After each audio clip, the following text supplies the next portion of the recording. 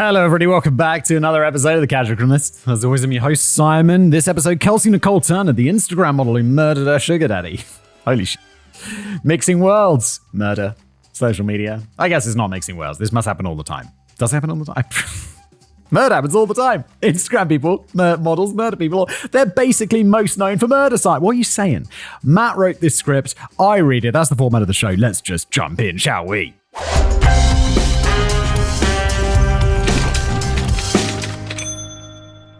It was no later than 9:30 a.m. on the morning of March the 7th, 2019, when a police dispatcher working in Clark County, Nevada, received a report that something strange had been discovered along a dirt road within the Mojave Desert, a mere 20 miles outside the city limits of Las Vegas. The caller, a father of two, said that he'd been driving toward the Lake Mead National Recreation Area with his children when they happened upon a vehicle abandoned just 2 miles off the state route 147 near mile marker 14. Just being outside of Las Vegas, what's that CSI theme song? Ow! Wait, that's the one for CSI Miami. Is that the CSI Vegas, the original one? Get Gil Grissom on the case. It was a blue Mercedes C300, and the man had decided to call it in for 2 reasons. All the car's windows were rolled down, and its driver was nowhere to be found. He was worried that somebody could be wandering in the desert in need of assistance. He had no possible way of knowing what was inside the car's trunk.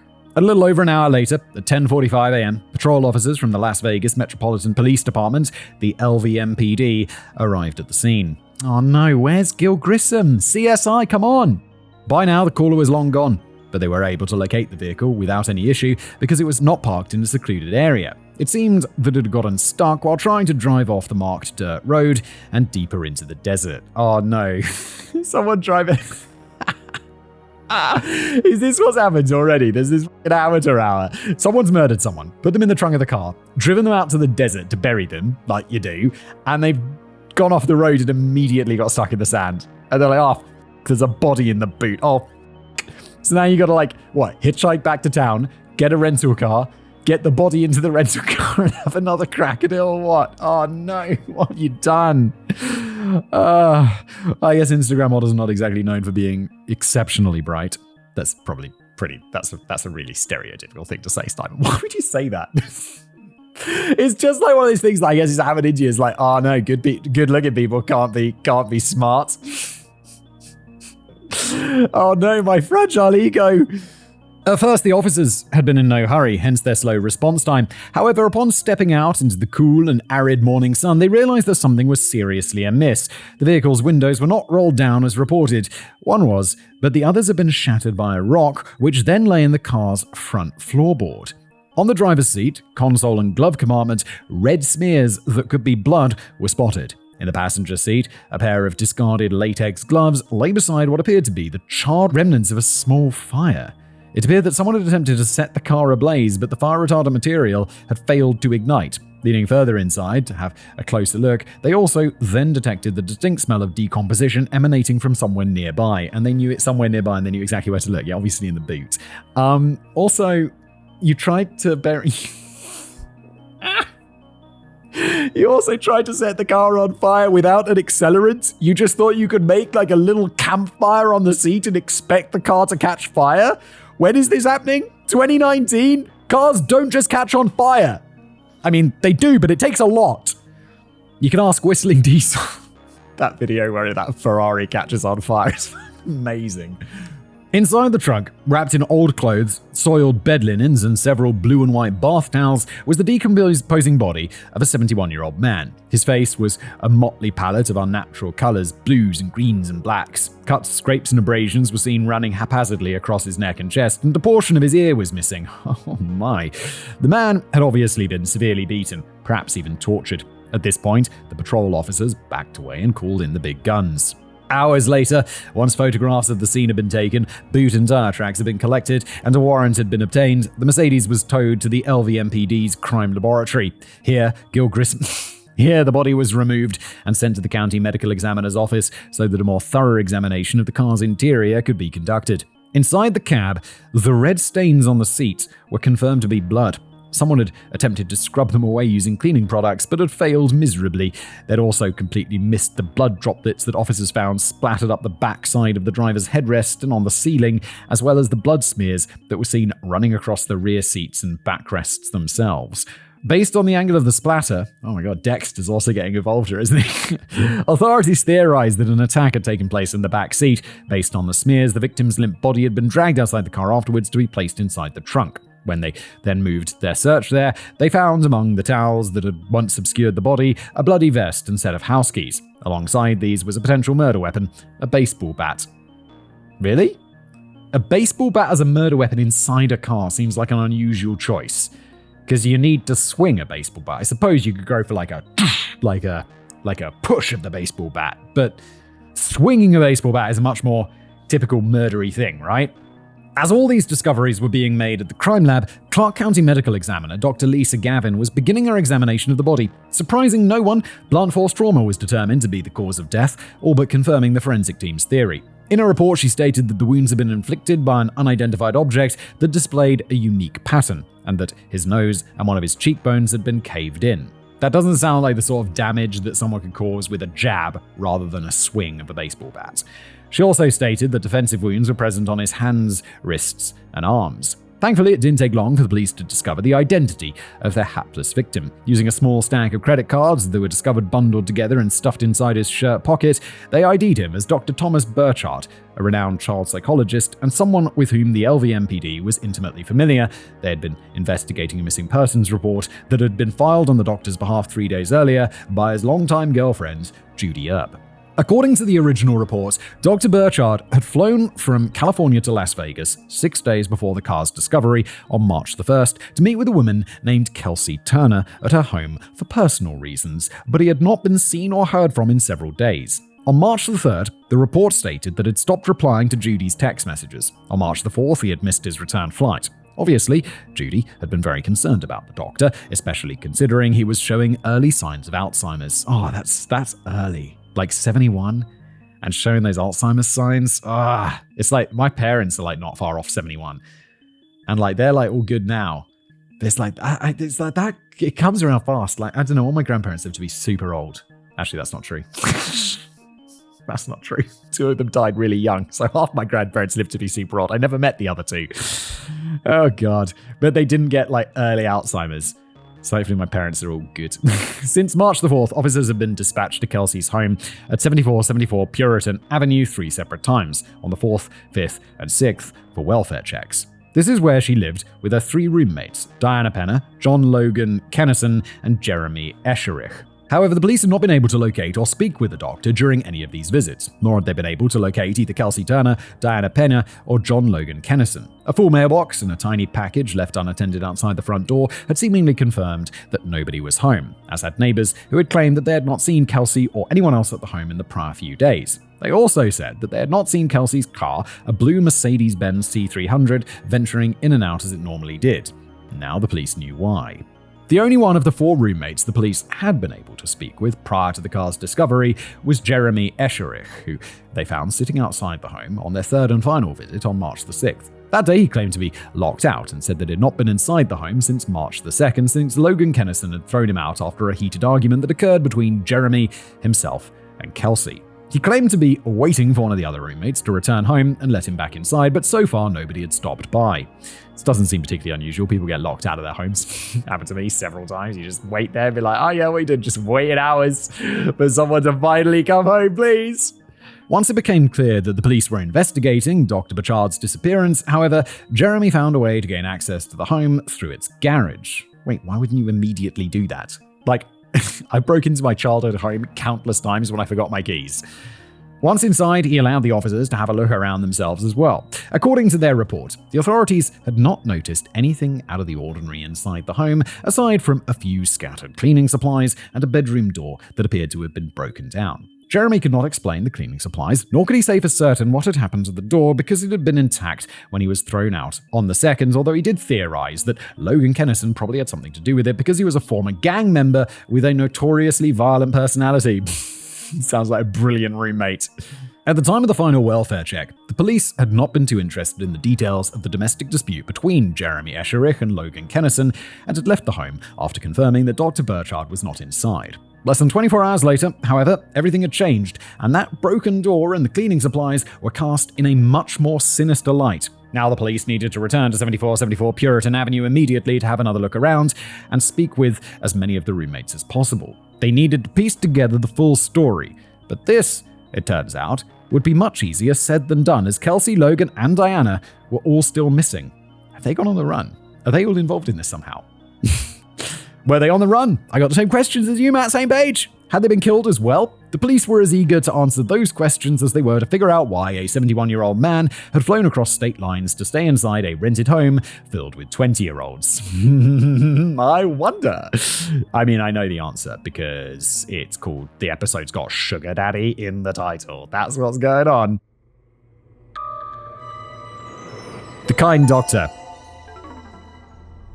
To start us off, let's begin by talking about the man in the trunk. As Judy Earp now explains in television interviews, she and Dr. Thomas Kirk Burchard met one another in the early 2000s while on a trip to Las Vegas with a group of mutual friends. At that time, she was a bit younger than he was, by about 15 years. He was in his late 50s, and she was in her 40s. But that didn't matter. They got along well, she said, because they had so much in common. Both were divorced, had similar interests, and felt like a fish out of water in Sin City because neither gambled nor drank alcohol. Since that is basically all there is to do there, they instead clung to one another, choosing to fill their time sitting beside the hotel pool. It was while there, sitting and observing the bizarre drunken antics of those around them, that Judy first discovered what she loved so much about Burchard. He was kind, funny, witty, and one of the most intelligent people she'd ever met. Needless to say, there was instant chemistry, and they found themselves talking about a great many things during their time together.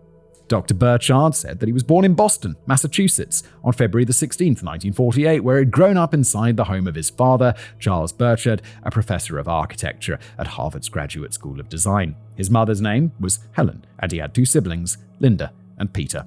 When Thomas was still a child, he moved with his family to Virginia, where his father went on to become the founding dean of Virginia Tech's College of Architecture and Urban Studies. While living there, Thomas found himself enrolled in Antioch College, where he earned his Bachelor of Science in 1970 before enrolling in medical school at the University of Virginia. This, he said, is where he discovered his life's passion, child psychology. Even as a young adult, with no children of his own, Thomas was excellent with children. He was friendly, approachable, and knew how to effectively communicate with them in a way that didn't feel forced. It was, he often said, a gift he felt could be utilized to make a difference in many young people's lives. And that is exactly what he spent the next 4 decades of his life doing. It's weird that a dude like this, who's so good with kids, doesn't have kids. I mean, it seems like a good natural fit. After completing his internship at the Cincinnati Children's Hospital, his residency at the Sepulveda Veterans Administration Hospital, and his fellowship at the University of California at Los Angeles, he landed a permanent job at the Community Hospital of the Monterey Peninsula, CHOMP. C-H-O-M-P. This is where, inside a small office filled with candy, toys, puzzles, books, trinkets, and other oddities, he treated children who had been through some of the most traumatic situations imaginable. To put them at ease, he often performed magic tricks, told silly jokes, and displayed a compassionate and caring attitude that endeared him to nearly everyone he met, earning him a reputation as one of the best in his field. At different times in his life, Burchard served as the Director of Child and Adolescent Outpatient Programs, as Director of Mental Health for Child and Family Programs, and as a Chairman for the Psychiatry Department. He was also a member of the American Medical Association, the California Medical Association, the American Psychiatric Association. More than a mouthful, his resume was certainly padded. However, beyond his career achievements, Thomas's personal life was robust as well. As stated, he had been married and divorced, had many friends and hobbies, and was a cinephile who loved to talk about his favorite films. On weekdays, he could usually be found at nerdy conventions dressed in his usual attire, khaki pants, a suit jacket or sweater vest, and a bright bow tie.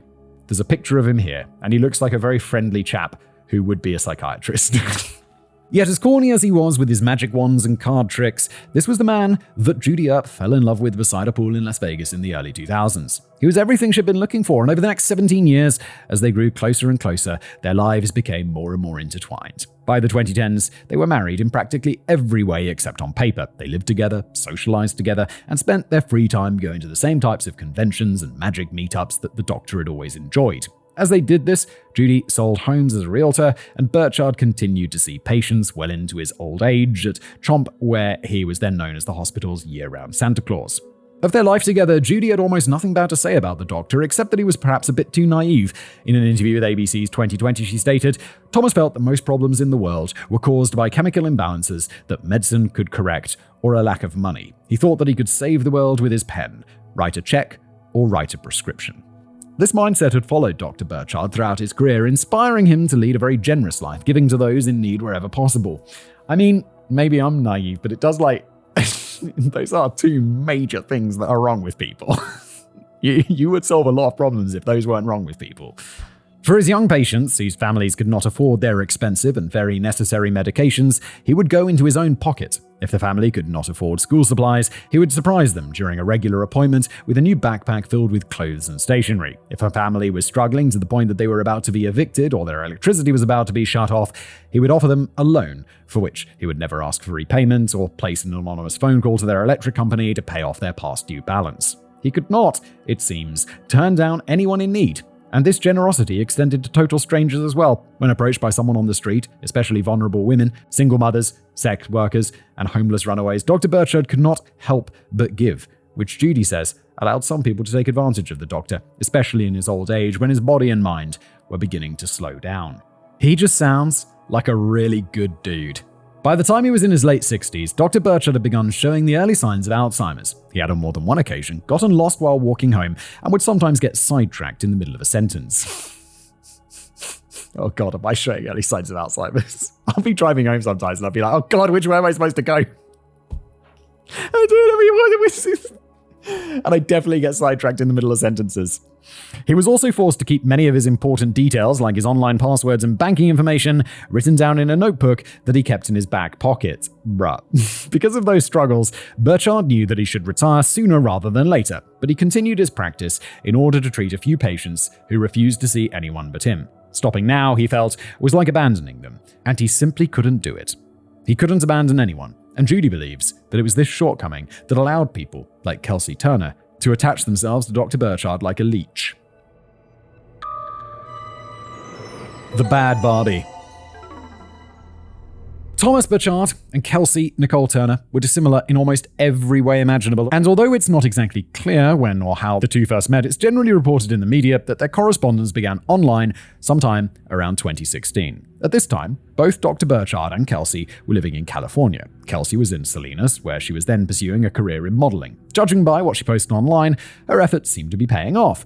As a content creator/influencer, Kelsey was primarily focused on her Instagram page, where by 2019, she had amassed a sizable following under the name Bad Barbie. Here, she'd built a brand for herself that revolved around being a carefree, fun-loving party girl, complete with all the typical trappings: platinum blonde hair, bright and bold lipstick, skimpy outfits that revealed ample cleavage, and a Playboy bunny tattoo. To really sell it, Kelsey often posted videos of herself dancing inside dimly lit clubs, grinding on strangers, and knocking back shots of clear alcohol. Most people, I believe, would refer to Kelsey as an Instagram model, and that is how the media often refers to her as well. However, I hesitate to use that term, as she was a real working model in the traditional sense of the word as well. Starting sometime in the mid-2010s, she had made her way onto mainstream lifestyle and adult magazine covers, including 110, Conceited, Dream Vixens, Maxim, and Playboy Italia. Of those, I've personally only heard of two. Yeah, same. Maxim and Playboy, Matt and I same page. But those names are about as big as it gets in the adult magazine section. She had also secured a few small background roles in some very obscure independent films, most notably Wally Got Wasted, and IMDb states the film is like The Hangover meets Weekend at Bernie's. It won Best Feature Film Script at the Pittsburgh Independent Film Festival, but I've certainly never heard of it. Of this time in her life, Kelsey once stated the following in an interview: "I think the best way to describe myself is impulsive. I love thrills and fun, living my life fully aware that it's the only one that I've got." This free spirit energy and the provocative photographs were definitely what drew eyeballs to her account. However, what her followers at the time didn't know was that most of the persona I've just described was exactly that, a persona, one that was deliberately manufactured to hide who Kelsey truly was. When the cameras were off, the real Kelsey was a struggling single mother of two who lived with her own mother because she could not manage to make ends meet. She did modeling gigs as described, but because those gigs were infrequent and often paid very little, she never managed to make it out of the red. She had nice clothes and a flashy car to keep up appearances, but the car was leased and the clothes were drowning her in credit card debt. Wow, yeah, I mean, don't forget, what people show you on Instagram's not real. Even if it looks real, it's not real. I mean, of course, some is. But like, it's just the best. It's just the best things of everyone's lives. I don't know. Don't go on Instagram. I don't use Instagram. I don't use any of this stuff. I use YouTube for work. Furthermore, while Kelsey liked to pretend that she was flawless and always had been, she had only been living her idealistic lifestyle for a short time. Her childhood and teenage years had been spent much differently, living just outside Jonesboro, Arkansas, where common weekend activities included horseback riding, hunting, and fishing. There were no dance clubs, no nightlife of any kind, in fact, and most residents were perfectly fine with this. Turning in early on a Friday night after a hard week of work seems perfectly normal, but as you can imagine, Kelsey could not stand it and had spent her entire life trying to distance herself from her humble roots. And I'm not exaggerating when I say her entire life. According to those who knew her as a child, Kelsey was always described as a girly girl with much bigger ambitions than Arkansas could ever hope to support.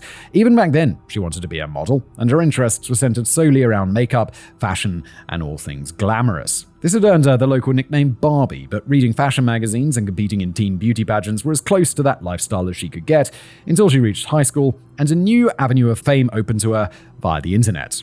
Around 2010, when Kelsey was a senior high school student, she started her first Instagram page under the name Arkansasy1993. That's Arkansas plus Sassy. There she posted pictures of herself in sundresses and cowboy boots, and this earned her a small dedicated following, but it was still nothing like what she was hoping for. Despite all her effort, she couldn't find her breakout moment no matter how high she hiked up her sundress for the camera.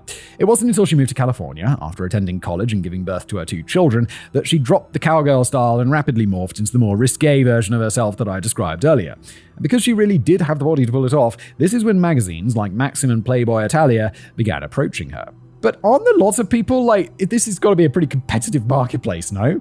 It was at this point, for the first time in her life, that young Kelsey began to have the opportunity to make it big. However, for whatever reason, no agency seemed interested in giving her a regular contract, and she continued to struggle because of it. As some have speculated, her failure may have been caused by certain character defects. Have you heard the saying, "Wherever you go, there you are"? Yes, it's one of my favorite sayings. I very much like this saying. It's just so true. While some believe that was by far Kelsey's biggest problem. She was a brat with a temper and a vicious mean streak, who neighbors would overhear shouting terrible things at her mother, calling her a whore, telling her that she hated her. It was the type of thing you would expect from a 15-year-old girl, not a 25-year-old woman. Those same neighbors would also report near constant banging and thrashing coming from inside the home, leading them to believe that she may have been physically abusive towards her family as well, though there's no way to confirm this. First, her neighbors said, all would be quiet. Then something would make a crashing sound in the middle of the night and the fireworks would start. This would go on for hours until Kelsey exhausted herself, after which time she would often leave the home and be gone for days at a time without checking in on her children. Jesus.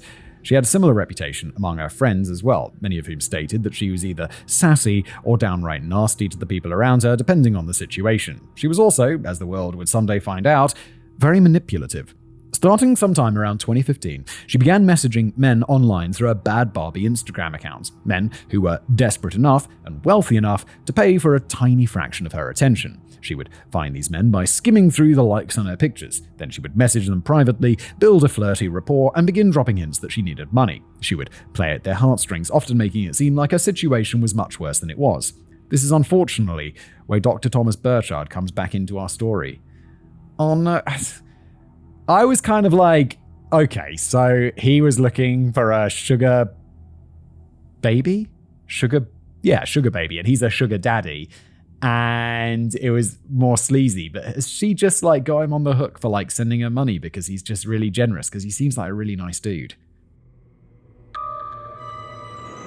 A transactional relationship. As stated at the start of the previous section, Dr. Burchard and Kelsey likely met online sometime around 2016 when Kelsey was trying to make it big in the modeling world. And while it is not clear who reached out to who first, one thing that is clear is that money began flowing from Dr. Burchard's bank account to Kelsey's pocket. A lot of money. Somewhere in the range of, good lord, $300,000 to $750,000 in about 3 years. Jesus Christ! For this reason, many news organizations refer to Dr. Burchard as Kelsey's sugar daddy and claim that the pair had a transactional relationship, which heavily implies a sexual component. Their primary evidence for this, other than the obscene amount of money, is the fact that the police would eventually find sexually explicit photographs of Kelsey saved on Dr. Burchard's phone. However, before we go any further, I need to make something clear. There is no direct evidence that the doctor and Kelsey ever had a physical sexual relationship of any kind. As you will see, Dr. Burchard's sexual attraction toward Kelsey certainly played a part in the relationship, but Judy Earp, the person who is indisputably the most reliable source of information on this topic, claims that the media purposefully played up the sugar daddy angle to make the story spicier. Quoting her, "Some of the media sources are absolutely so far off, nowhere near the truth." Yeah, I mean, at first I'm like, okay, I know what's going on. And then I'm like, wait, this doesn't seem like the kind of dude who would do this. And that just seems to be more and more confirmed. Like, she was his longtime girlfriend. She's an accurate source for this information. Burchard's main concern, Judy believes, was always Kelsey's children. Again, that fits in with what we know about this guy's personality, absolutely bang on.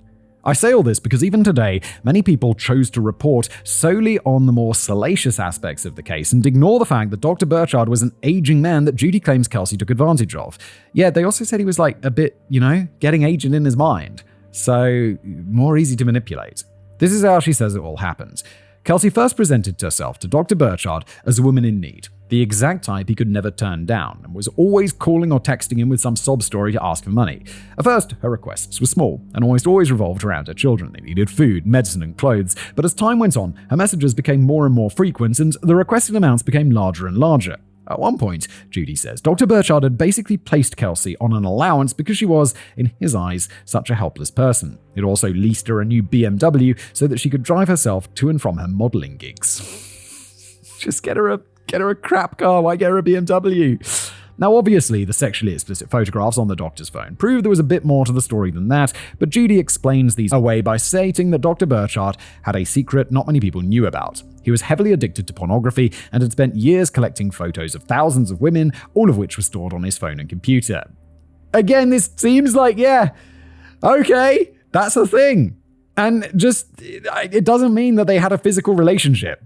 Kelsey was just one of these women, and she wasn't even the first that it paid money to directly. She was just one in a long line of little playthings that the doctor used to occupy his free time. And while Judy didn't necessarily approve of this hobby, she turned a blind eye to it because she felt that it was ultimately harmless. So it's basically like this dude's just got his own little OnlyFans before OnlyFans. She did not feel threatened by Kelsey or the other women in any way. It wasn't until she discovered how much money Dr. Burchard had been sending her that her feelings on the matter began to change.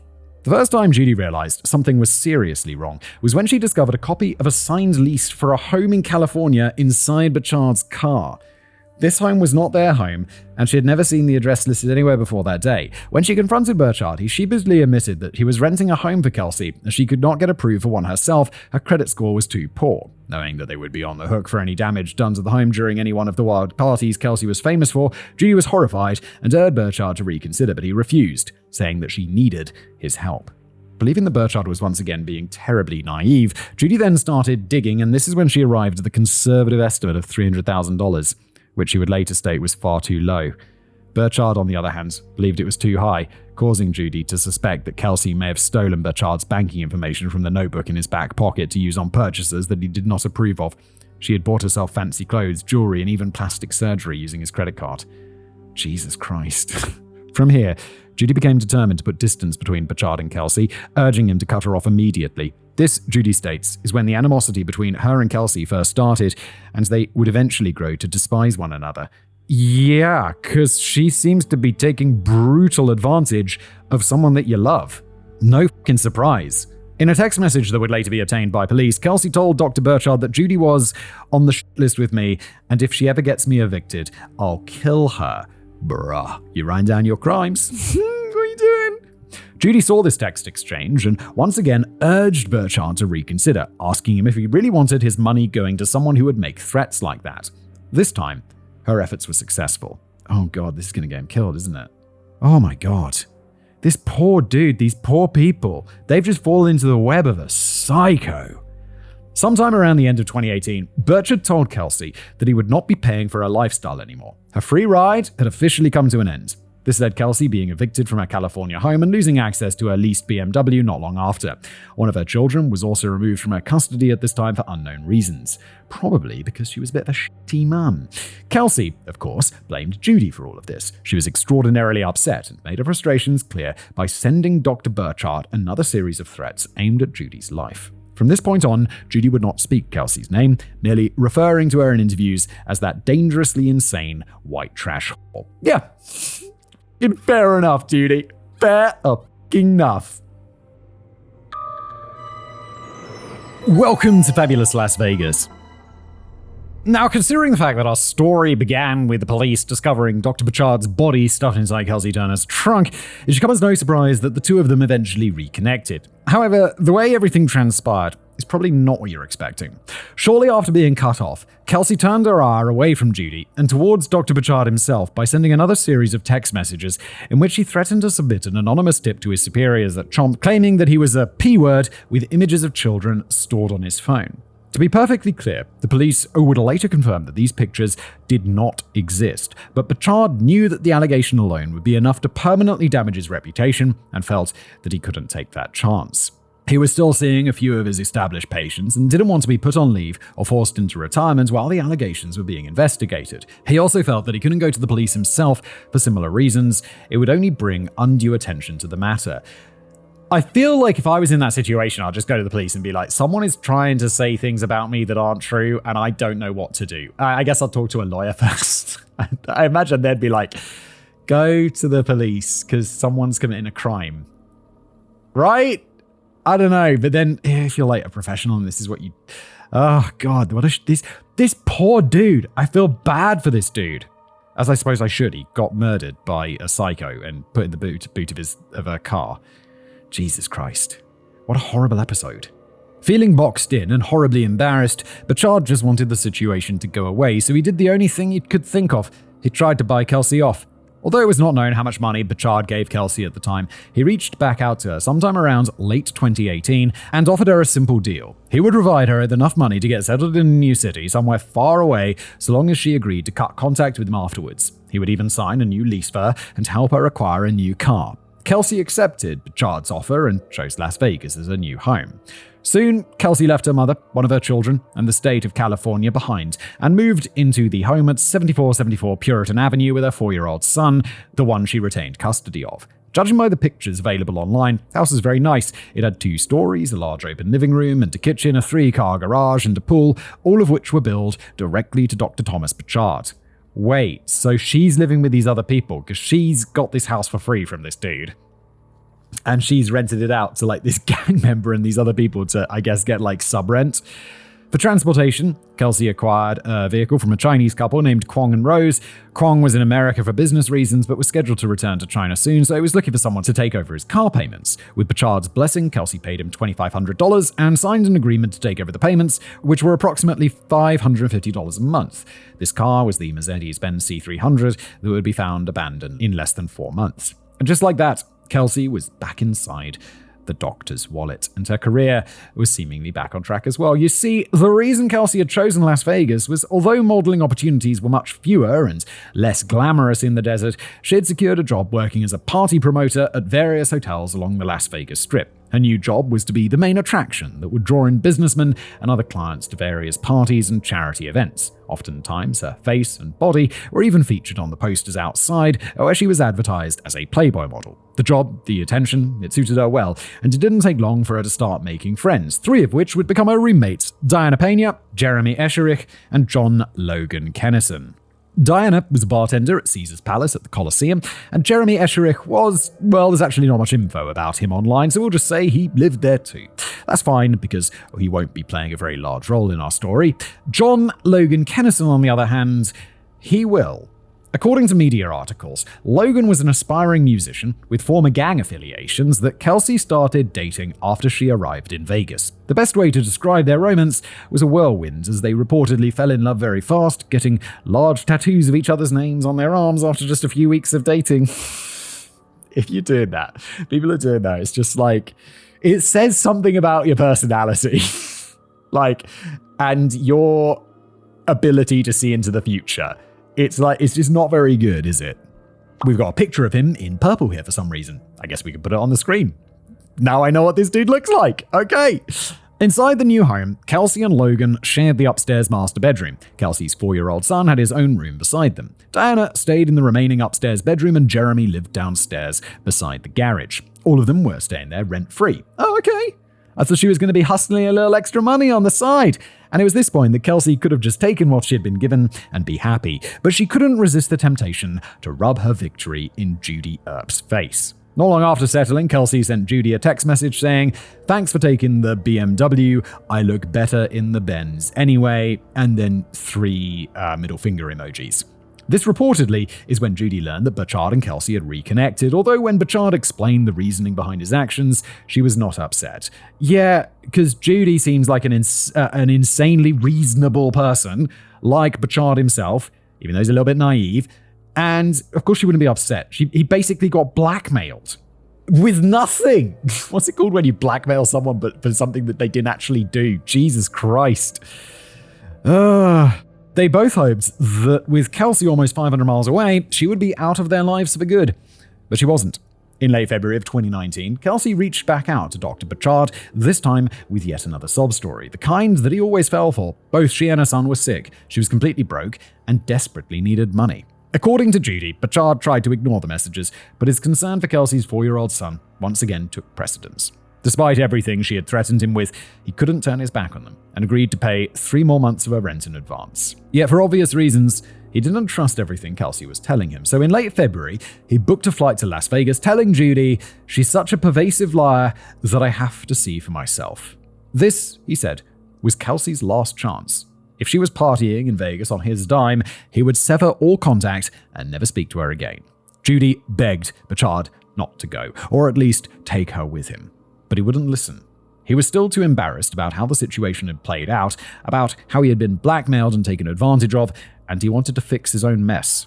On March 1st, 2019, Dr. Burchard boarded a plane to Las Vegas alone. This was the last time Judy would ever see him alive. Putting the pieces together.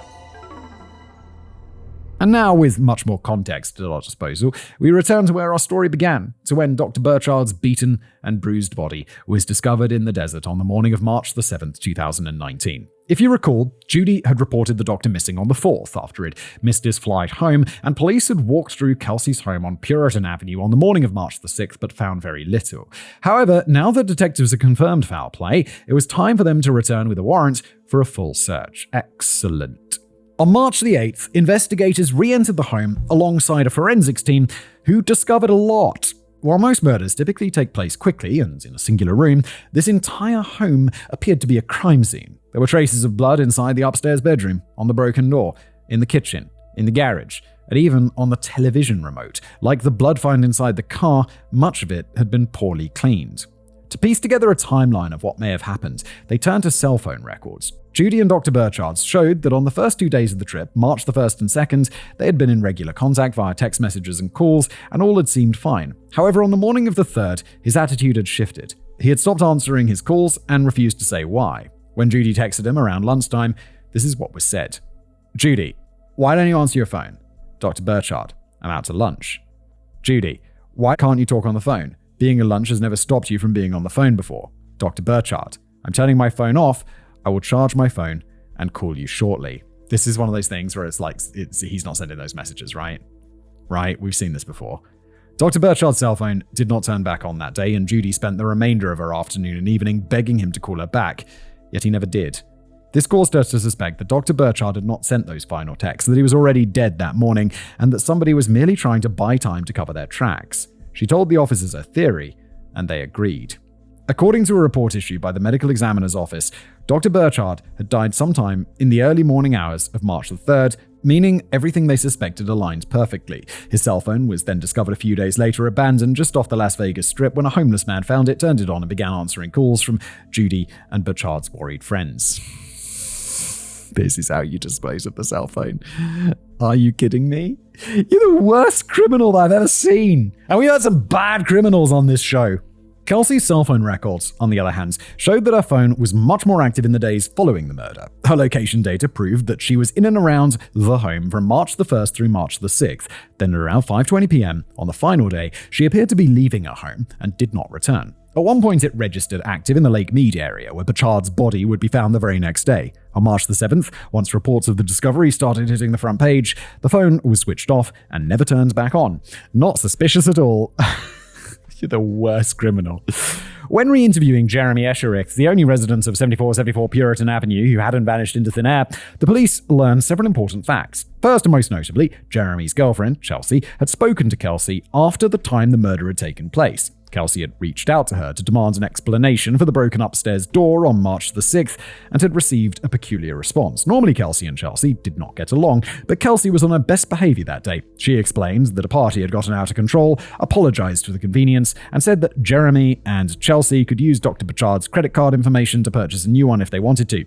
The credit card number was written down inside the home, she said, before assuring Chelsea that Burchard wouldn't mind. Wisely, Jeremy Escherich did not believe her. Quoting, "I told Chelsea I'm not using anybody's information to go purchase anything." No, it definitely sounds like, I don't know if that would be a crime if you've been told that it's okay, because you don't, like, if you didn't figure it out, and maybe a reasonable person wouldn't figure it out, but still, good for you, Jeremy. Obviously, given all this circumstantial evidence, the police felt confident that Kelsey was involved in Dr. Burchard's murder in some way. However, they didn't yet know if she had acted alone or if Diana and Logan were involved as well. Based on the fact that Kelsey was thin and dainty, police found it unlikely that she'd have been able to inflict the type of destructive wounds seen on Burchard's body, nor would she have been able to drag him from the rear seat of the car and place him inside the trunk. For this, the muscles that Logan liked to cringingly flex on Facebook would have come in very handy. But there was another potential suspect as well. On the baseball bat found inside the trunk, the name Greg Haggio was discovered. Greg was one of Kelsey's many ex-boyfriends from California, which opened up a whole new line of investigation for them to pursue. Could Logan be a victim as well? Perhaps Greg had killed both of Kelsey's lovers in order to run away with her. It would have been a twist worthy of M. Night for God's sake, this guy's name. M. Night Shyamalan? However, Greg himself put all speculation to bed when he was able to provide an airtight alibi. During his interrogation, he stated that the only crime he'd committed was having a poor choice in women. True. 100% true. From this point on, all eyes would be shifted back to the original three, and that turned out to be a very wise decision considering a new witness was about to be discovered. While the officers were continuing their search of Kelsey's home, a white van was seen circling the neighborhood multiple times. When the driver was confronted, he admitted that he was the owner of a cleaning company that had just serviced the inside of Kelsey's home a few days earlier on March 6th. He said that he was waiting for Kelsey to return because she had stiffed him on the bill. When officers inquired what he had cleaned inside the home, he admitted that he had scrubbed away several red stains that he was told were spilled wine. Spilled wine is a different stain to blood, my dude. Blood is like thick. Perhaps this is a good time to add a new rule. Don't hire people to clean up your crime scene, but if you must, don't skip out on the tab. Yeah, we know this from the movie, it's not Lord of War, it's the newer one, with the dude. War Dogs, where they have this huge crime empire, like they're like warlords. Like they're just not warlords. They're why am I struggling with my words today? They're arms dealers, and then the reason they get caught is because they didn't pay some tiny bill. It's like, come on, pay the people. Either way, the statement combined with everything else investigators had discovered was more than enough to secure a warrant for Kelsey's arrest. On March 15th, 2019, she was charged with first-degree murder with a deadly weapon. Now, almost overnight, Kelsey found herself with all the fame that she could ever want as her story was too tantalizing for the public to ignore. Headlines like Playboy model charged with murder after psychiatrist found dead in boot of car went viral both on television and online. This was all made even more alluring by the fact that she was on the run and police couldn't say for certain whether she was still in the United States or if she'd used her connections as an international model to flee the country. During the manhunt, Judy called into KTNV News to give her thoughts and beg people to come forward with information. Quoting her, "What she did to Tom, it was not quick and it was not painless. It was basically torture of an elderly man." Thankfully, the search wouldn't last long as the FBI located and arrested her exactly 1 week later on March 21st. As it turns out, she had not fled the country. She'd simply been lying low in California with her son ever since her name had hit the front page. While in custody, Kelsey behaved exactly as one would expect. She denied everything and attempted to weasel her way out of trouble using the one thing she had left, her sex appeal. She flirted with her interrogator, but when he refused to take the bait, she lawyered up. This is amateur dude. Are you really think that's going to work? After this, the police then returned their attention to Diana and Logan. Soon, arrest warrants were issued, and both were in custody. Logan was found hiding at his mother's house in Las Vegas after an extensive FBI search. However, Diana was much easier to locate as she turned herself in. This was a move that would help her and the police greatly in the long run. Real answers. As it turns out, despite all the evidence investigators had discovered inside the home and car, authorities were still unsure exactly what had happened inside Kelsey's home on March 3rd, why it had happened, and most importantly, who was responsible. And this was concerning because without some way to corroborate what the police suspected, prosecutors knew that it would be very difficult to prove any specific charges in court, as each person's defense could easily rely on shifting the blame to the other two parties. It was a big risk to prosecute without having any real concrete answers. However, as is common in situations where there are multiple defendants in a single murder case, one person cracked and agreed to turn state's witness. It was Diana, and thanks to the fact that she turned herself in and much of her story was able to be corroborated by evidence, we can state with relative confidence that this is what happened to Dr. Thomas Burchard. According to Diana, Dr. Burchard's surprise visit on March 1st sent the entire household spiraling into chaos.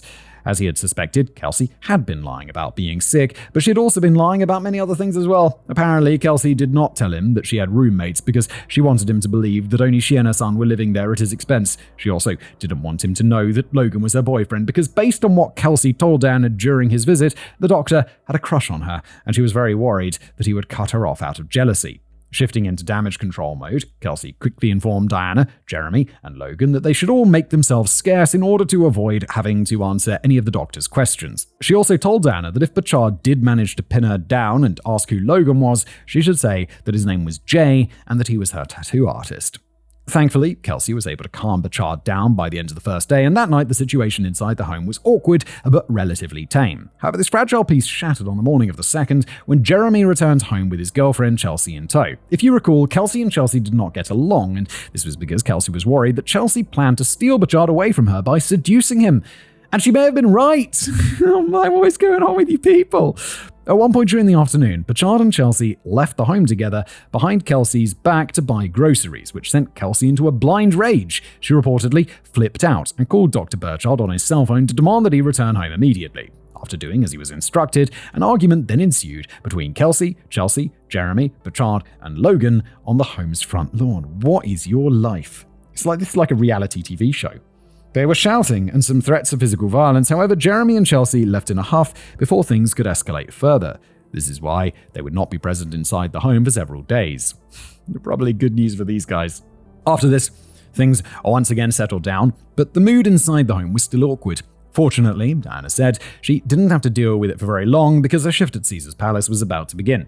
She left Kelsey, Burchard, and her son alone that afternoon and did not see them again until Burchard and Kelsey picked her up at around 2 a.m. By then, tensions were beginning to lighten. However, it was during the drive home that their night would go truly off the rails. Inside the car, Burchard was driving. Kelsey was in the passenger seat, and Diana was in the back seat. Neither Diana nor Kelsey was paying attention to where they were going, so Dr. Burchard got turned around and ended up driving them to a section of Las Vegas that none of them were familiar with. This prompted Kelsey to take Burchard's phone out in order to pull up Google Maps, but as they continued toward home, she also started going through his phone's history. While looking through his text messages, she discovered a conversation between Burchard and her mother, where Burchard was relaying information about Kelsey's living situation and making plans to call CPS to have her remaining son removed from her custody. This enraged Kelsey. And it's just another one of those things that shows that Burchard was just interested in the well-being of her kid. It's up. As Dr. Burchard continued to drive, Kelsey began screaming at him. She then started throwing punches, kicking at him, and tugging at his clothes as they sped down the road at 60 miles an hour. Diana said she urged Kelsey to stop, but Kelsey was completely engulfed by her own anger. Burchard was forced to then begin hitting Kelsey back, although his hits were not meant to inflict damage. He was simply trying to keep the car on the road. In this he succeeded, and they arrived at the destination a short time later. Inside the home, the fighting continued as Kelsey screamed at Burchard at the top of her lungs. Now she was once again threatening to call his employer with false allegations, and this caused Burchard to lock himself inside one of the unoccupied upstairs bedrooms. Kelsey banged on the door, ordering him to open it, but he refused. Fearing for Kelsey's son's safety, Diana called a trusted friend to come and pick him up to get him away from the situation, and then tried to keep herself out of it as well. She hoped that, as he had before, the argument would fizzle out on its own. However, things only escalated when Logan got involved at Kelsey's request. Armed with a bat bearing Greg Haggio's name, Logan stormed upstairs and slammed himself against the locked door. It splintered, and Diana saw Logan raise the bat high above his head as he entered. She didn't see it come down on Dr. Burchard's head, but she heard a struggle, and said that when Logan and Burchard emerged from the bedroom, Burchard had a big red and purple bruise on his head, and that one of his eyes was filled with blood. It was obvious what had happened. Diana said that she then rushed to Logan and removed the bat from his hands. This made Kelsey angry as she was urging Logan to keep hitting him. He's a fucking psycho. Dr. Burchard saw this and, believing Diana was on his side, approached her, saying that he needed to go to the hospital and have the wound on his head examined. Seeing that the doctor was dazed, Diana agreed and told Kelsey and Logan the same thing. However, they were reluctant to leave the home. As Kelsey and Logan debated what to do, Diana said she helped Burchard clean himself up. Then they both walked into the home's adjoining garage and slid into the back seat of Kelsey's Mercedes. As they did, Diana asked Burchard what he would tell the doctors when he arrived at the emergency room. She was worried about being arrested herself, but Dr. Burchard assured her that he would not say anything that would get anybody, including Kelsey and Logan, in trouble. He'd say that he'd been mugged by a group of thugs on the strip and nothing more. He then also began begging Diana not to leave him alone with Kelsey because he was convinced that she was going to kill him. Unfortunately, Diana did not believe him. She assured him that he was overreacting. He's just had his face bashed in with a baseball bat. How about you believe him? Around this time, as they sat in the back seat, Kelsey and Logan appeared in the garage with them and ordered Diana and the doctor out of the car and back inside the home. They said that before they took Burchard to the hospital, they wanted everyone to help clean the house because they still weren't convinced that Dr. Burchard would keep his mouth shut, and they wanted to make sure there was no blood visible in case the police wanted to have a look around. Believing that Burchard's wound wasn't too serious, Diana agreed and returned to the upstairs bedroom and began stripping the sheets and wiping down the room as instructed. However, this is when she heard arguing coming from downstairs in the garage, followed by the sounds of a struggle because Burchard did not want to come back inside. Quoting, "I was upstairs, but I could hear Kelsey yelling, telling Logan that he was a bitch and that he needed to knock Dr. Burchard out." Kelsey said she had seen other people knock people out and that it shouldn't be a problem. Not wanting to see Burchard harmed further, Diana called down to Kelsey and begged them to stop. Then, when the fighting did not cease, she began descending the stairs. However, when she reached the landing, Kelsey emerged from the garage and said that it was too late. Diana asked Kelsey what she meant by that, but Kelsey didn't reply. A moment later, Logan then emerged from the garage, once again holding Greg Haggio's baseball bat. It, along with his face, neck, arms, and shirt, were all covered in blood splatter. In his other hand, he held a gun, also covered in blood. At this point, Diana claims she knew she should have run, but she couldn't. She was terrified. Kelsey, the roommate that she'd known for less than 4 months, had just ordered the murder of a man that she'd known for years because she didn't trust him to stay quiet. Logan, the man who had physically beaten Burchard to death, had gang connections with people all across the city. Now they were both staring at her, sizing her up, waiting for her reaction to what she'd just witnessed. In that moment, Diana became convinced that they would not hesitate to kill her if she didn't cooperate. Yeah, and you're probably goddamn right, Diana. Quoting her, "I didn't know what else to do. I probably would have jumped out the window if it asked me to. I was so scared." Logan ordered Diana to keep cleaning the home, and that is exactly what she did. She scrubbed the walls, the floor, the garage, and even the car itself, but the blood would not come out. Seeing this, Logan began to panic and said he would take care of the car himself and that everyone needed to leave immediately. With this gruesome night over, Diana then left the home to go stay with her boyfriends and attempt to calm down. Even then, she said she was still terrified that Kelsey and Logan were going to hurt her and didn't want to be alone. She didn't hear from either of them for 2 days until she received a phone call from Kelsey informing her that the police had stopped by the home for their first welfare check.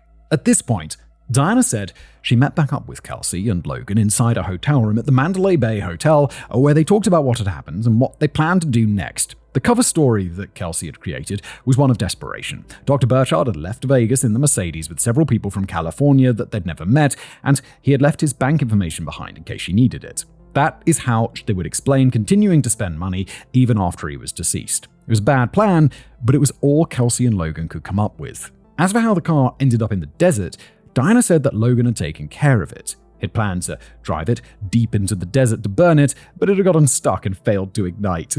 So Logan's the dim one.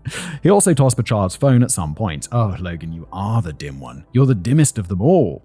As Logan did this, Diana and Kelsey returned to the home on Puritan Avenue with new cleaning supplies that they'd purchased with Dr. Burchard's credit card. When the stains still would not come out, Kelsey placed a call to the local cleaning service.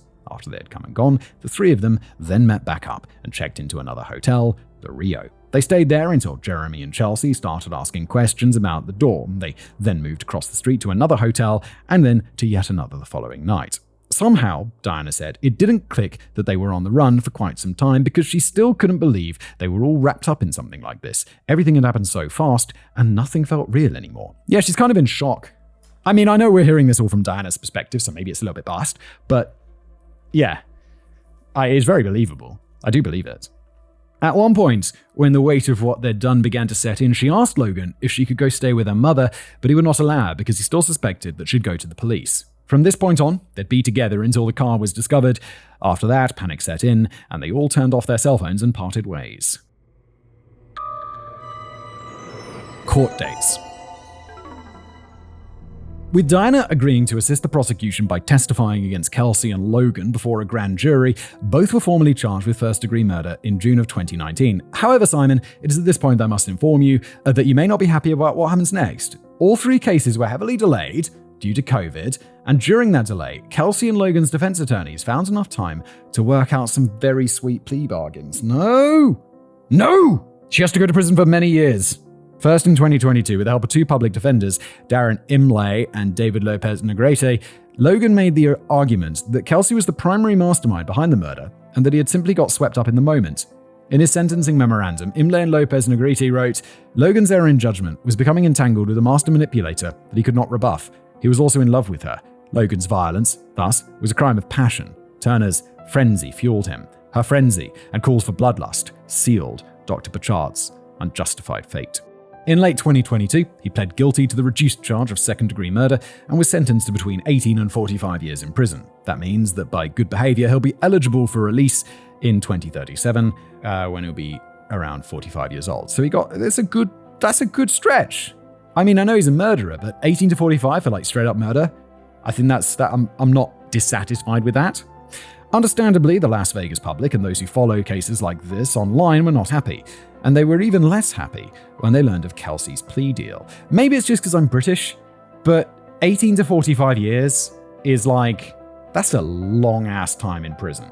In January 2023, she also entered a plea agreement for the reduced charge of second-degree murder, although hers was even better as it was an Alford plea, which allows her to avoid a trial without admitting guilt. She was sentenced to a measly 10 to 15 years in prison, meaning that she could be eligible for release as early as 2029. No, she needs to be in prison forever. She is primarily responsible for this. In my opinion, that is far too soon, and Judy Earp agrees. At Kelsey's sentencing, she took the stand to air her fears that Kelsey would someday seek revenge against her. I never realized such evil existed in this world until this happened. I do not want to spend the rest of my life constantly worrying and always looking over my shoulder if or when she is granted parole. Since Kelsey has already threatened her life multiple times, her fears certainly seem justified. However, her statement changed little in the end.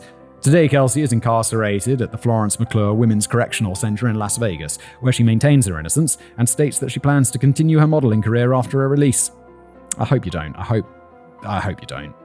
For Diana's cooperation with investigators, she was charged with being an accessory to murder and given 36 months of probation. At her sentencing, she tearfully and hoarsely apologized to Dr. Burchard, his family and friends, and the public. Her attorney stated that since her initial arrest, she had moved away from Las Vegas and sought professional help. Like with Kelsey and Logan's sentences, many believe her punishment should have been much harsher. I don't. I mean, I know we heard all of this from Diana's perspective, but she cut a deal that got the two main perpetrators put away for a long time. Not fucking close to long enough in Kelsey's case, but still. Yeah. I'm not super dissatisfied other than with Kelsey's sentence. I'd like to have seen life. Anyway, that's the episode today. Thanks for being here.